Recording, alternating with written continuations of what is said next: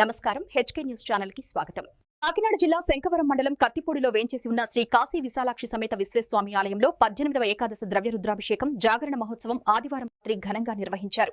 తెల్లవారుజామున ఆలయ పురోహితులు ర్యాలీ సుబ్రహ్మణ్యం కుమార్ శర్మ స్వామివారికి ప్రత్యేక అభిషేకం చేపట్టి అనంతరం భక్తులకు దర్శనం కల్పించారు. ఆలయ చైర్మన్ మంచాల సత్యనారాయణ మహాశివరాత్రిని పురస్కరించుకుని విఘ్నేశ్వర పూజతో ఆలయంలో 11 రకాల ఏకాదశ రుద్రాభిషేకం ప్రారంభించారు. ఆలయ ఆవరణలో 2008 ప్రమిదలతో సహస్ర జ్యోతిర్లింగార్చన చేపట్టారు. స్వామివారి ప్రీతికరమైన 21 కేజీల విభూతో పాటు పాలు పంచామృతాలతో కన్నుల పండుగ స్వామివారికి అభిషేకం నిర్వహించారు. భక్తుల సౌకర్యార్థం అభిషేకాన్ని తిలకించేందుకు ఎల్ఈడీ స్క్రీన్లు ఏర్పాటు చేశారు. ఆలయ సేవా కమిటీ సభ్యుల ఆధ్వర్యంలో లింగోద్భవ పూజ ఘనంగా నిర్వహించారు. భక్తుల శివనామ స్మరణతో ఆలయం మారుమోగింది. ఈ సందర్భంగా ఆలయ పురోహితులు మాట్లాడుతూ ఆలయంలో ఈ కార్యక్రమం తలపెట్టిన స్వామి ఆశీస్సులతో భక్తులు సేవా కమిటీ సభ్యుల సహకారం దిగ్విజయంగా పూర్తి చేయడం జరుగుతుందని పేర్కొన్నారు. కార్యక్రమంలో విజయ చంద్రారెడ్డి, మద్దాల సూరిబాబు, రవి, శ్రీను, రాజు, కరణం సుబ్రహ్మణ్యం, గాబు సుబ్రహ్మణ్యం, రాఘవ, దమ్ము బ్రదర్స్, అడపా సత్యబాబు తదితరులు పాల్గొన్నారు.